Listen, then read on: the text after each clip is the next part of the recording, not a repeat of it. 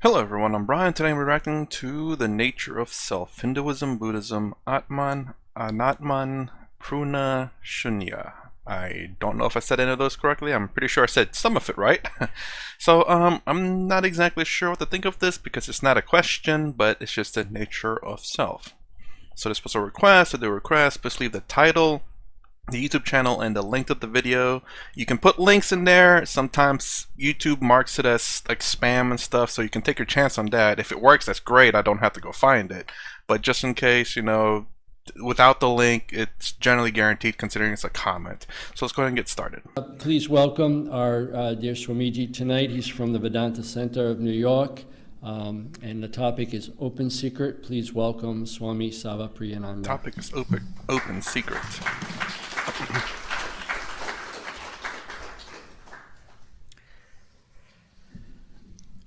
Om Asato Ma Sadgamaya Tamaso Ma Jyotirgamaya Mrityu I swear Google Translate is I mean, it does the best. It does the best it can. Sometimes it actually gets it right, but sometimes it's off. Lead us from the unreal to the real. Lead us from darkness unto light. Lead us from death to immortality. Om, peace, peace, peace. You see, what is Vedanta about? Atma means the self. Even when you say the self, it still sounds pretty philosophical and abstract. It means you. It literally means you. Your own self, right now, what you are. I'm sorry for pausing. That was weird. It was. I thought I must have blinked and missed a portion, but it's actually cutting. Vedanta is about yourself. Vedanta is not really about God. Vedanta is not about how this universe was created. These things are discussed, but only secondarily so. It's not about how this universe was created. It's not even about God. It's not even about karma, not even about heaven and how to go to heaven. No. Vedanta is centrally about you, Atma, about yourself. Why should that be interesting? Well, first of all, why shouldn't it be? What's the most interesting subject we have in the world? Ourselves, we ourselves. So if something is entirely about you, you would be interested in it. But more than that, deeper than that, Vedanta says that all the purpose in life, whatever you're trying to do in secular life, in your jobs, in your relationships, in your day-to-day life, that happiness which you are seeking, that satisfaction and peace that you are seeking, we are all seeking that, and mostly ineffectually. I mean, all of us sitting here today, if we honestly look back upon our life, from the earliest childhood till today, what else have we trying to do except trying to be happy, trying to get some happiness, trying to avoid misery, overcome suffering? That's what we have been trying to do. And who amongst us? Somebody here is maybe 10 years old, somebody might be 90 years old. Who amongst us can claim honestly to oneself that I have succeeded, I have found it, I am perfectly at peace, I have no sufferings in the world? Who can actually claim that? Vedanta is about that. And Vedanta makes the claim that if you knew yourself as you truly are, you would find that peace, that satisfaction, you would transcend suffering. Vivekananda in this country, when he came here to this country, he would sometimes remark with a touch of pathos, he would say, if only you knew yourself as you truly are. If only you knew yourself as you truly are. Meaning thereby, all our suffering would be overcome. What you want in life, you would get it if you knew yourself as you truly are. Sorry, a thought came up there. I just wanted to finish that. I have a feeling, if people, well, and mostly people who don't study this, will think that they know themselves to a degree, but not in the same sense as he's talking. But to know yourself, you can get what you want. I wonder what he means by that. The way I take that is knowing your limitations. That's the obvious answer. But is it the answer, though? I think some people just don't know their limitations and they suffer for it. And this goes back to learning the hard way and the easy way. I mean, I can't blame people for learning things the hard way if there's no examples out there for them. Especially for yourself. You don't know, you can't use other people's as examples of what your limitations are because you are not them, you are you. But there are some things that you can, see from other people that maybe you have limitation, at least a baseline to go by. Like holding your breath for like diving reasons. You want to make sure that you can do it properly. Let's keep going. It also means, by implication, we do not know ourselves as we truly are. What we think about ourselves, our first reaction is, it's about me. Well, I know about myself. I'm sort of an authority on myself. After all, who else is an authority on me? Not your Vedanta. I am an authority about myself. Vedanta says you're wrong. You really do not know anything much about yourself. And what you know about yourself is wrong. Not only wrong, it's the source of all your troubles. Ooh, that is a big statement, honestly, to say that you don't even know anything about yourself. I definitely have to know his definition about that, but the most obvious one is what he's saying is wrong, which I can't. I'm sorry. Hold on. What he's trying to point out, at least in my opinion, is your true self. I suppose I don't know why I said true twice, but you don't know. Absolutely, most people don't know this. But to say to know yourself, you know what you like and what you don't like, but that's not what he's trying to point at. Mark Twain. I love this quote from Mark Twain. He said, "It's not what we do not know that gets us into trouble. It's what we know that it just ain't so." I am Brahman, I am one with God. No, it just ain't so. I'm just this guy. Vedanta says, no, that's where you are wrong. Vedanta is about Atma. Now, our first reaction is, I know myself. Who am I? I'm this person. This body, this mind.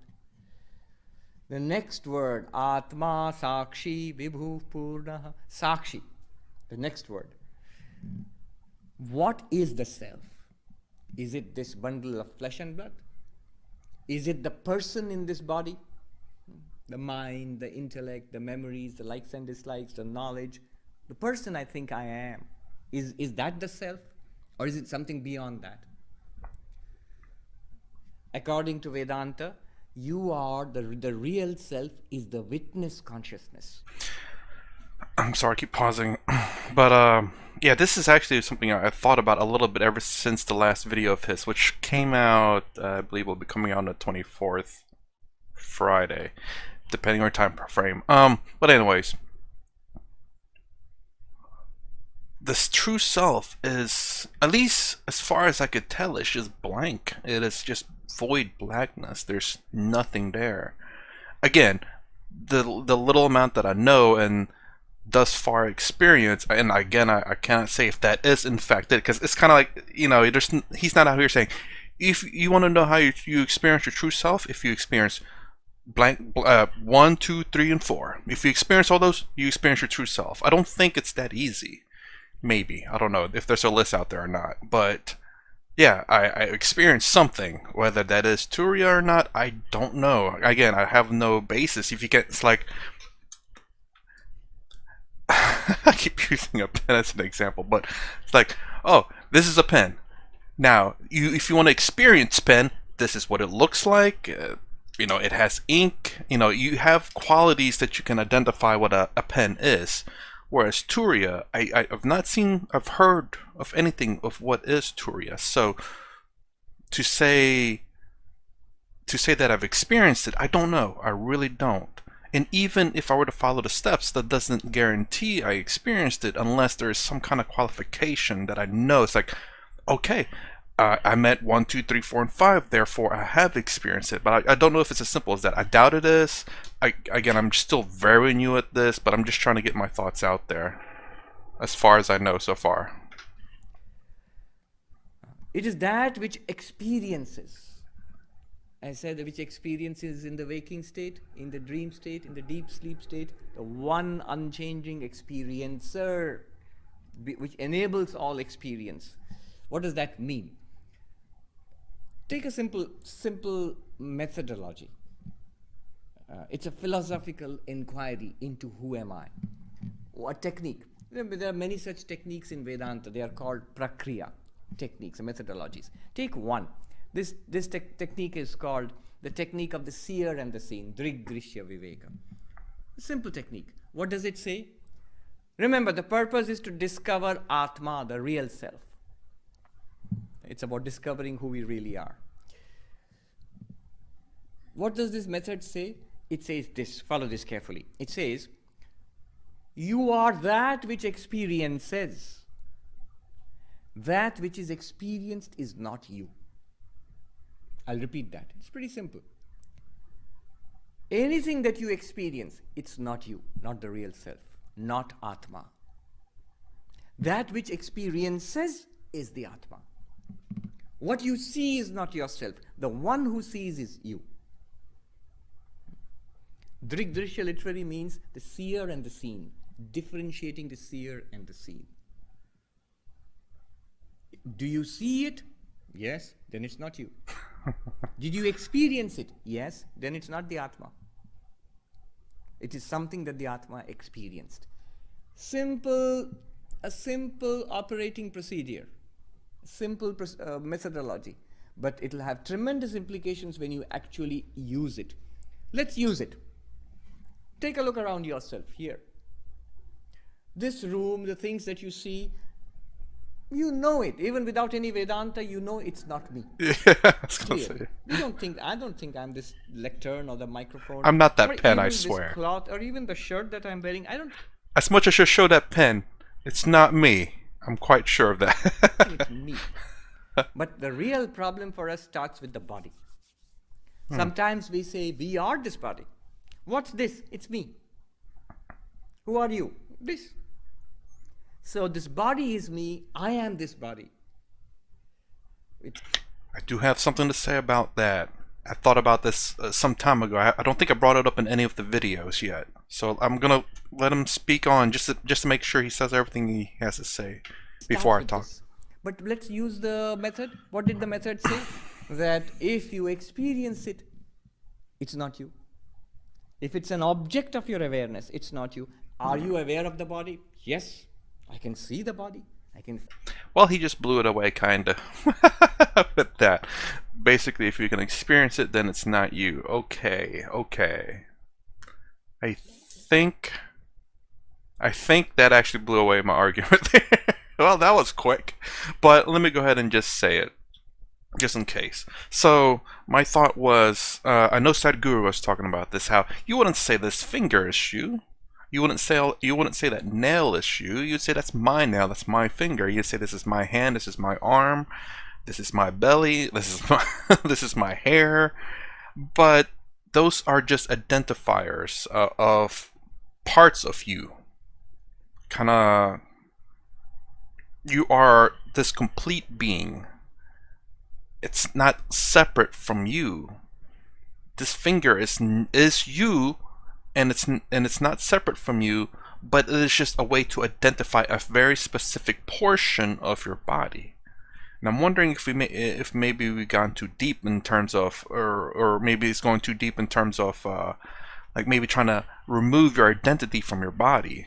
I'm just wondering that, because this is, let me not just point, but this is me, but.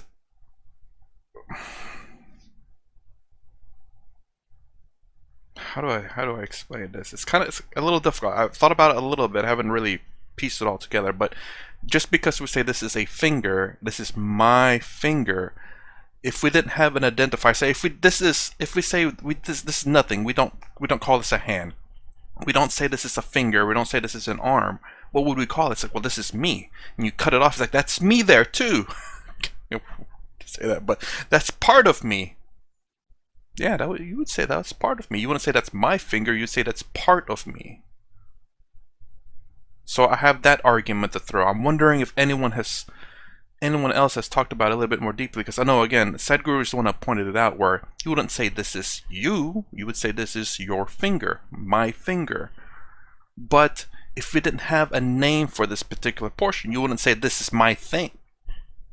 This is my thing. You would say this is me. This is part of me. This entire body is me.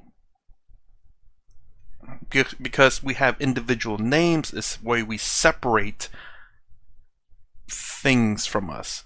My finger, my nail, my hand, my arm, my hair, my whatever. Now, I'm wondering if anyone has asked that question, and I want to know if there's an answer to it.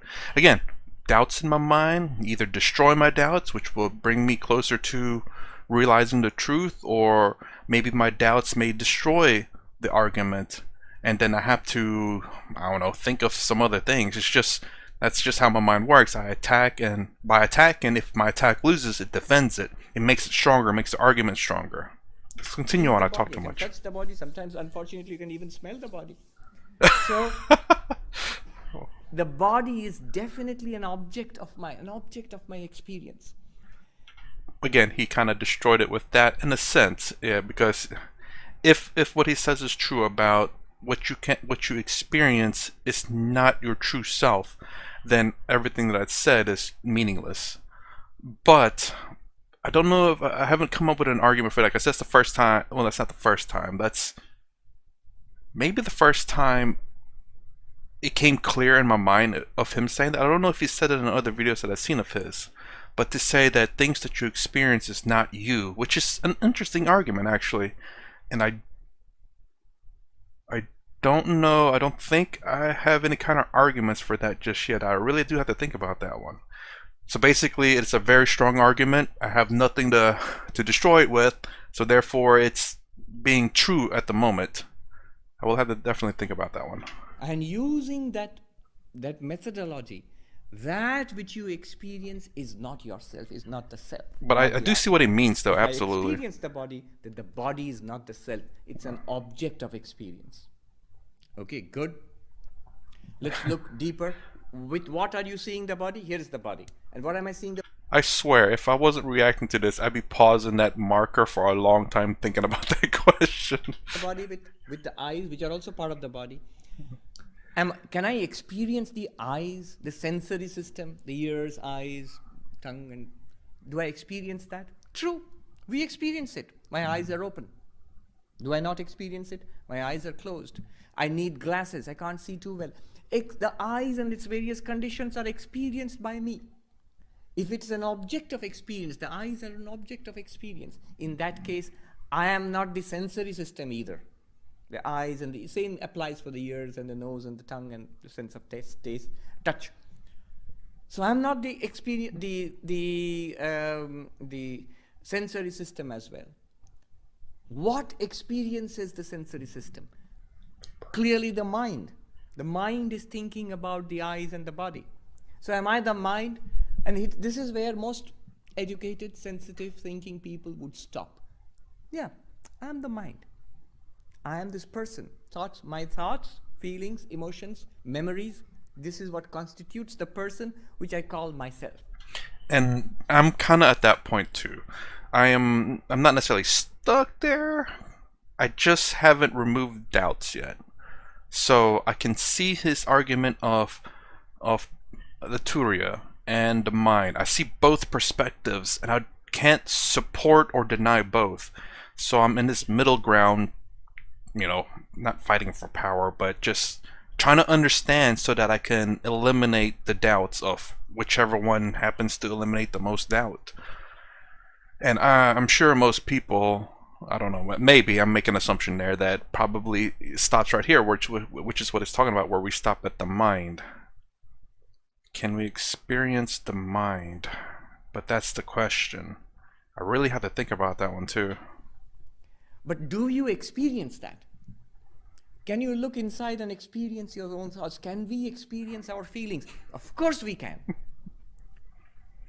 In fact, feelings are directly experienced by us. I am happy. Do I experience happiness? We can never say that I'm very happy, but I don't feel it. So basically, I'm sorry I keep pausing, but the chemical reactions in our mind and our body is something that we experience, the chemical reactions. It's triggered by the mind, triggered by, our inputs and outputs. Well, inputs really. Well, maybe even outputs if you're struggling with something else. But Yeah, inputs. It does influence the chemicals in your body. You pinch yourself or you get hurt, there's going to be chemical pain going through your nervous system into your brain to say, hey, something's hurting. And it is a physical chemical reaction in your mind. Again, I'm not a neuroscientist at all, but I assume that's what's going on. And because of this, it's not who you are? Maybe. It sounds very, very strange. Yeah. I am miserable, but of course I don't feel a bit of it. No. Happiness, misery, pain, our sensations and emotions are directly experienced by us. If they are directly experienced by us, the constituents of our minds are directly experienced by us. In that case, the minds are also an object of experience for us. It's an object of experience for you. Are you with me so far? That to which the mind is an object of experience. See, this table is an object of experience to my eyes. My eyes and the body are an object of experience to my mind. And my mind is an object of experience. I cannot deny it. It's a fact. To what? That awareness which experiences the mind from within. That awareness which cannot be objectified. That is called, for want of a better term, because it witnesses, it shines upon, illumines every movement of the mind, every thought, every idea, every memory, every feeling. It's called the witness. In Sanskrit, sakshi. Sakshad ikshate, which sees directly, which experiences directly. What does that mean? It is that witness consciousness through the mind which experiences the body. It is the witness consciousness through the mind and the sense organs which enables me to see you. The witness consciousness directly experiences the mind. But for us to experience the world, we need the instrumentation of the mind and the sense organs. Not directly. We do not experience the world directly. Through some instruments. You want to see bacteria, you need a microscope. You want to see the far stars, you need a powerful telescope. Through an instrument. But the witness consciousness directly illumines whatever is closest to it. So the mind is closest to the witness consciousness, and the mind is directly illumined by the witness consciousness. Sakshi, which experiences, which shines directly upon our minds. You might say, well, I can sort of say, yeah, I think I know what you mean. I have a sakshi, a witness consciousness. Not that you have a sakshi, you are the witness consciousness. We often tend to, the mind plays a trick, in order to preserve its primacy, its importance in the scheme of things, it tends to sidestep it. Yes, Swami, I understand what you are saying. The Atma, the Sakshi is very good, no problems. But I have some problems. You are the Sakshi, you are the witness consciousness. The witness consciousness, the Sakshi, is not like my liver or my lungs no, it's me, the real me. It's you with the Sakshi, the Sakshi with the mind, which is the person. You are not even the person. You are that within which is aware of the person. The very term Sakshi is very powerful. It shows you what liberation is, what enlightenment is, what freedom is. The person never gets freedom. That might sound shocking. The person never gets moksha or nirvana. You get freedom from the person. You, the witness consciousness, you realize you are free of the person. The person will continue. Who is the person? It's that ever-changing, that continuously transforming set of ideas, likes and dislikes, memories, tendencies. Right now, Sorry, I don't think I could think of it. Whenever I said that was the bag of meat that's carrying the mind. person, imagine, the person has changed so much from babyhood to childhood to teenage to youth to middle age to senior. So it changes so much. And yet there is a light within which lights up this person. That light within is the Sakshi. Very precise way of isolating the Sakshi, of seeing yourself for what you are. Use the same technique. That which I am not, which I am aware of, is not me. Aware of the body, then the body is not me. Aware of the mind, then the mind, which I think to be myself, that's also not me. In fact, in Vedanta, the mind is called a subtle body. The mind is also a body. Just like we have the feeling of being embodied, that I am in this body, embodied. Vedanta would say you are also in the mind. But basically, Vedanta would say you are embodied in a physical body, a gross body. By gross, I don't mean the body is gross. It may be very fit and very nice. But physically, it's a physical body. And I'm also embodied in a subtle body. Mind, intellect, memory, ego. Very interesting. Ego. What is the ego? The one which says I. You say, I am sitting on the chair. Right now, if you say that, I am sitting on a chair, it seems to be a fact. But apply the same technique. Are you aware of this feeling of I am sitting on the chair? So the witness is something beyond the ego also. Not the body, not the mind. The illuminer of the body-mind, and through the body-mind of the universe. That unchanging consciousness is called the sakshi. Swami, why did you say unchanging? I said unchanging because every change is illumined by that consciousness. If that consciousness were to change, if you're aware of that change, then the change becomes an object to that consciousness. It's not, the consciousness is not changing. It illumines a change. The change is an object different from that consciousness. By logic, by simple logic, you can see that that consciousness is unchanging. But remember, it's not an object. It's not a thing. If it were a thing, it would be separate from you. Sakshi. In fact, if you use this technique, whatever I am aware of, that I am not. That much. Then you see that you are not the body, you are not the senses, you are not the vital force, the breath, prana, you are not the mind, you are not the intellect. You can see, because they are all aware of all of them. You are aware of all of these. You are not. If you stop there, if you stop right there, you've got Buddhism. When Buddhism says there is no permanent self, anatma. Hindus speak about an atma. Look at this, what we just read, atma. And the Buddhists say anatma, no self. But you know, when you look at it from a non-dualist perspective, it's virtually, you're saying virtually the same thing. One, they're coming at it from a negative side, one from a positive side. And there is merit on both sides. It's a digression, I know, but let me make this point. The advantage of the Buddhist point is that I just said that the real self, the sakshi, is not a thing, not an object.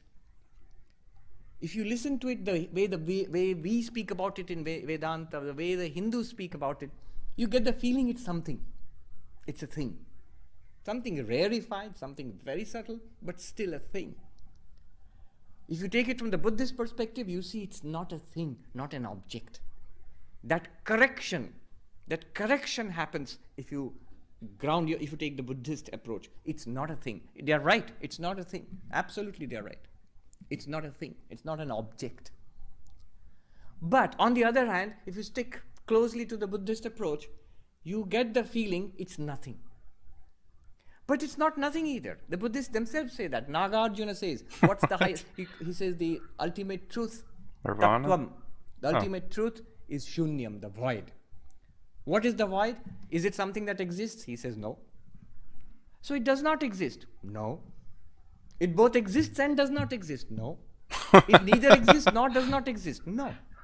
Wait, that goes back to a story that Sadhguru was talking about. He was talking about Buddha and and about how a believer came in and said, "Does God exist?" And he said, "No."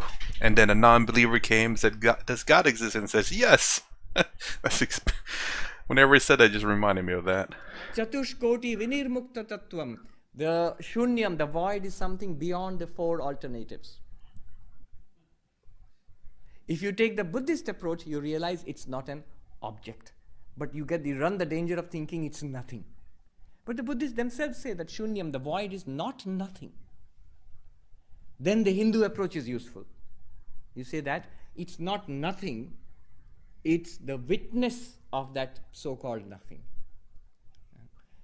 Often in spiritual life you can end up with a vacuum, a void, a shunyam. And at that point, if you take this Vedantic approach, what is aware of this void? It's not another thing. It's something beyond all things, beyond all objects. So, sakshi, the witness consciousness. Atma sakshi. Sorry to pause it, but yeah, can't remember if I said this earlier in the video or not. Or I think I did say it in Mochiji's video. At that moment, I felt like I experienced it, and to me, it was like a void, just basically because there's just nothing. But there is, how to say, there's something, but there's nothing. There's nothing there. It's blackness, but there's, I guess, the awareness.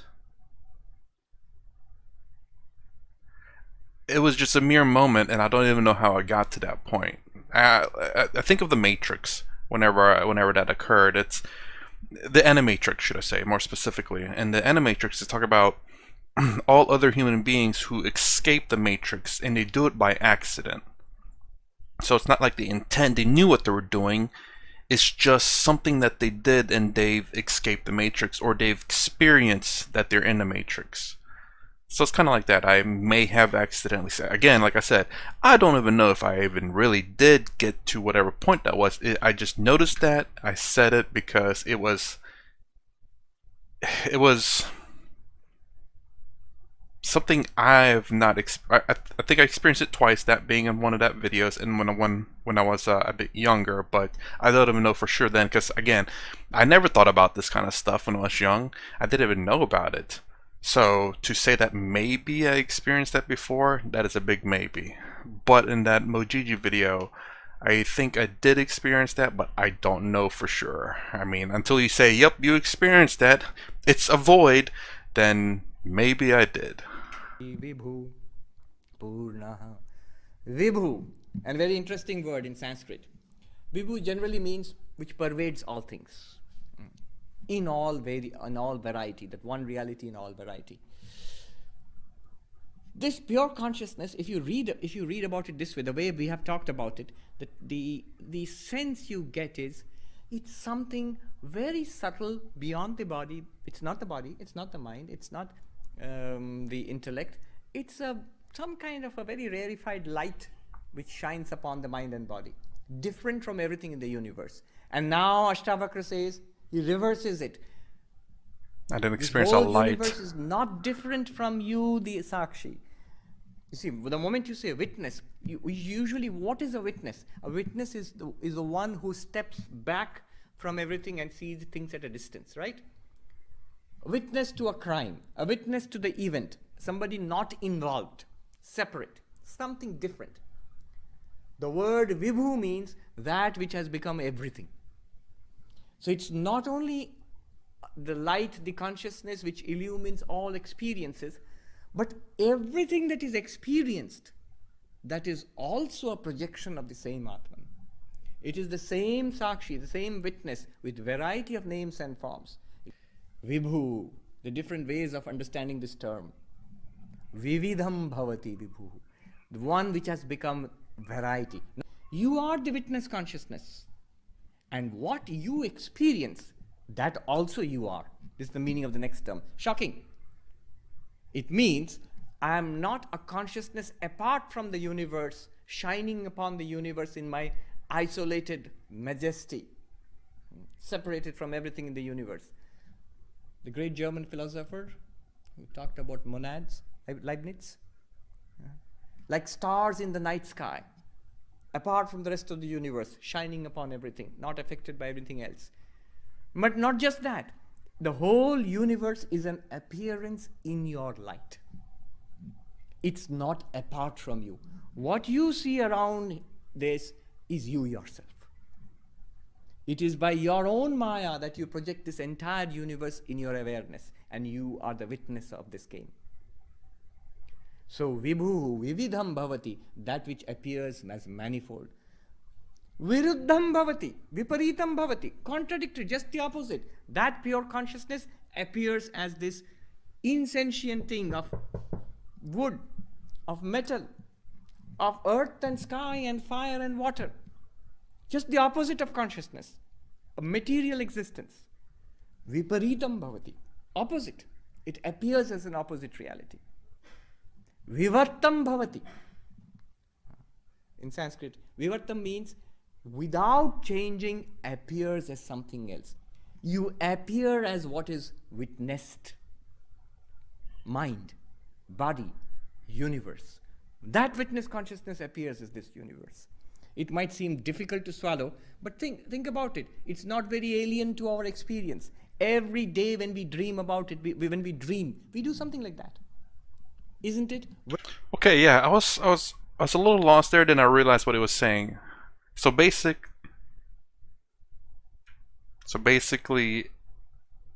is he saying basically everything in the universe is our own creation in a sense?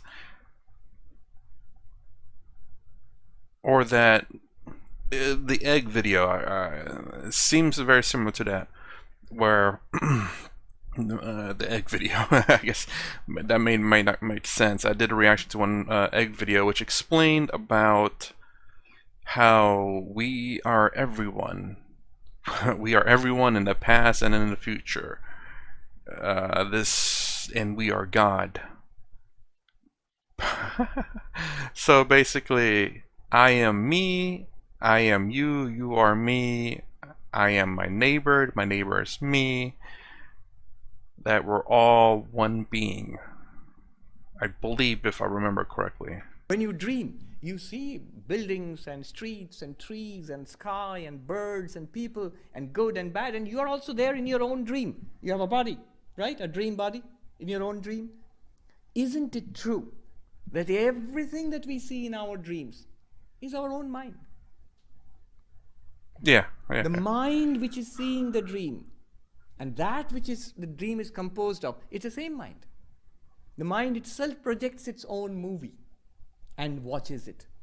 You are like that audience which watches its own movie. You create your own movie and you watch it. So it's kind of weird. sakshi Vibhu, entire universe appears to you in your consciousness. Vividam bhavati, vivattam bhavati, viparitam bhavati. The different ways of understanding Vibhu. And what else? Atma sakshi Vibhu purnaha. Complete. Purna means full or infinite. There is this peace chant, Shanti mantra, which is my favorite really. You might have heard it. Purnamada purnamidam purnat purnamudachyate purnasya purnamadaya purnameva avashishyate. From the whole or the infinite.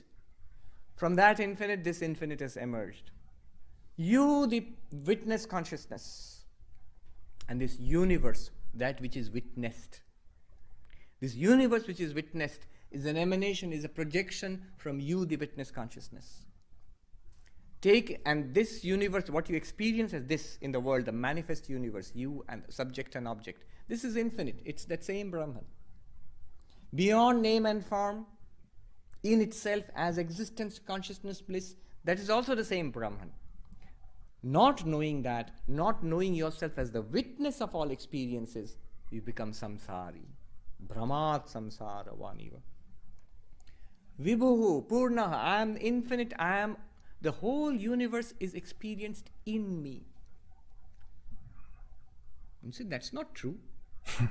Our general way of understanding is, here is the universe spread out in front of me, here is the body, in the body is me, the mind or the person, and through this body I'm experiencing the universe. Wrong idea.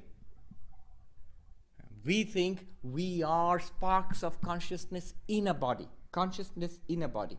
But Vedanta says, take a close look at your experience. Where do you actually experience the body? Do you experience yourself as consciousness in a body or a body in consciousness? Are you aware of the body? Let's ask a simple question. Are you aware of the body? If you are aware of the body, isn't it fair to say you are aware of the body in your awareness? Where is the body? In your awareness. You see, I'm aware of this bottle of water. This bottle is in my awareness. Similarly, the body is in my awareness. Vedanta wants you to change the perspective. You are not awareness in a body. In fact, if you would look at your experience, you would find it more true to say that I am aware of a body in my awareness. Then you are aware of the pain and the misery of the body. It's in your awareness. The awareness is not in pain. Brahma, delusion, this error that when we think of, see, somebody asked a Vedanta teacher, you are saying that I am all-pervading consciousness, but that's not true. It sounds nice, it sounds cool, but is it true really? Because I am here. I'm not there. I'm here. I'm not there. How can you say my consciousness is all-pervading? What did the teacher reply to that question? Simple reply. Think about it. You are saying, I'm here, I'm not there. The teacher said, here and there, are they both not in your awareness? Here, the concept of space, here and there, both are in awareness. You are thinking, because of the body-centeredness, you're thinking, I am here and I'm not there. Okay, I get that. I do have a question in mind, but I'm going to let it finish if he has more to say. But here and there, both are concepts, are experiences in your awareness. Is it not so? Think about it. It's a very strange way of experiencing things, but it's true. I'll go ahead and say it. So, sure, absolutely. I am aware of my surroundings. I'm aware that that's you. And I'm aware I'm looking at a video. But I guess that I wonder what his answer to this would be. I may be aware of things, but I am not aware of its emotions necessarily. So I am completely aware of my emotions, my sadness, happiness, jealousy, ego. But if I look at someone, if they're crying, maybe they're sad. They could be lying, they could be faking it. But, you know, I'm not aware of what their true feelings are. They could be happy, or they could have a very stoic face, and I wouldn't know if they're happy or sad or neither. But for myself, I am aware of that. I have a deeper awareness of myself than I do of my surrounding. I'm aware of my surrounding, but not in the same sense as myself. If you look at the dream example, in the dream, the entire thing which you dream, suppose you are dreaming all this, then you think I am here and this building is outside. But when you wake up, you would see that the building outside, inside, all were in my head. That's true. Brahmat samsara vaniva. As if you are a samsari, completely by error. You're not really a samsari, you're not really trapped in samsara. All of samsara shines in you, the sakshi, in you, the witness consciousness. Atma sakshi Vibhu purna ekaha muktaha chid akriyaha. I'm almost out of time, but let me run through it quickly anyway. How many atmas? How many witnesses? Our first reaction would be to say, okay, I am one witness of this body and mind. There's another one, there's another one. There's so many bodies, so in each one of them there must be a separate witness. Vedanta says only one witness, in which many bodies, many minds shine. But you are one consciousness. In the Gita, 13th chapter, Kshetra Kshetragya, the field and the knower of the field, Krishna says to Arjuna, Kshetragyam chapi mam vidhi sarva kshetreshu bharata. What does that mean? In all these bodies and minds, how many consciousnesses are there? Krishna says to Arjuna, know me alone to be the one consciousness in all bodies and minds. This question, this answer, this statement of Krishna's answers two profound questions. One is, how many selves, how many atma, how many witnesses, witness consciousnesses? One. And second, Vedanta is supposed to be some kind of religion somewhere. Where is God? You haven't mentioned God even once. This is the concept of God in Vedanta, the one consciousness in all bodies and minds. Krishna says, Kshetragyam chapi mam vidhi. Know me, Krishna, to be the one consciousness in all bodies and minds. So God is the one consciousness shining through all bodies and minds. This unity, this identity of self is what is called God, or in technically in Vedanta, Saguna Brahman, Antaryami. Ekaha. We are all one existence. Okay, so I think at the end there he kind of explained. Well, no, not really. My question about how I know I'm more aware of myself than other people, still I think it stands a valid point. He talks about how Turiya there's one, and it shines through all of us. But if that's the case, why? That is a I mean, that's something difficult to grasp right now. I'm trying to grasp Turiya within myself, or at least Turiya itself in one person, as in me, and trying to grasp it on how how that one is on everyone is that's a bit one step at a time, but yeah, but still, question. I don't know if he's answered that. I don't know if that's been asked, and I don't know if anyone knows the answer to that. Well, I'm hoping he would know the answer to that, and I'm really honestly curious, because while what he says is true about awareness, where I'm aware of people around me and the objects around me, I'm not aware of the emotions, the thoughts, the pain, well, emotions and thoughts of what is around me, only myself.